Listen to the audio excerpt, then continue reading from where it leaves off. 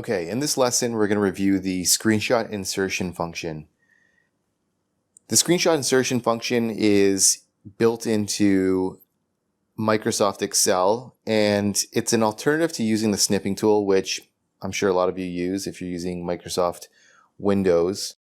And it's an alternative to using the function on your keyboard that allows you to take a print screen. The downfall of using the function print screen on your keyboard is that it's going to take a print screen of all windows you have open, and maybe you don't want to take a print screen of all windows you have open. Alternatively, if you're to use the snipping tool, it's going to ask you to select the range or area in which you want to take the screenshot, and it's also not going to capture necessarily 100% of the view, and you're going to have to end up copying it into the Excel file. So it's a two-step process.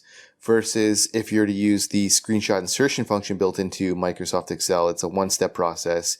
You can select the window that you want to take the screenshot of. And it can be helpful if you're doing walkthroughs, tutorials, and you want to paste the screenshot in an Excel file to be used as a reference or support for something. The example that I use here is for bank reconciliation. I've done that in the past where I want to take a print screen of the end of month bank balance, or alternatively, I want to show a specific part of a bank statement. And the way in which you do it is very simple. You just go to the Insert button up on the top ribbon here, and you'll see a button in the top ribbon called Screenshot. Now, there's a drop down beside the Screenshot button that allows you to do a few things. It'll show you the available windows that you have open, and if you click on one of them, it'll actually just insert a screenshot of the full view of that. I'll do that here for the list of the audio that I'm preparing for this course. As you can see, it took a full screenshot of the window that I had open, and that's a lot cleaner than just using the manual snipping tool. I can resize it. I don't have to paste it into the Excel file. It's already in here. I can delete it if I want to. Now, if I go back to the Insert button, you'll notice that there's another option at the bottom here called Screen Clipping, and that's similar to using the snipping tool.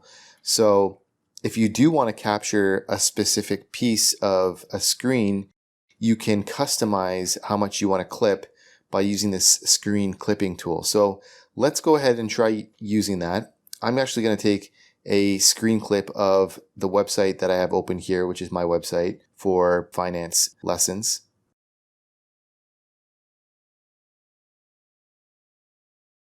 And as you can see, it inserted a full view of the website here. So it's more of a one-step process, comes in handy if you want to paste data into Excel. I recommend it. Very easy to use and easy to find in the top ribbon here. Hey guys, thanks for watching this lesson. I hope you enjoyed it. And if you did, I'd really appreciate a like and subscribe from you. And if you want to learn more about Microsoft Excel, check out these videos above. And don't forget to check out our website, commercecurve.com, where we have lots of in-depth finance and accounting courses available with full training workbooks.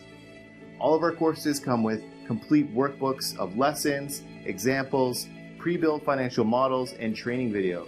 Hope to see you there.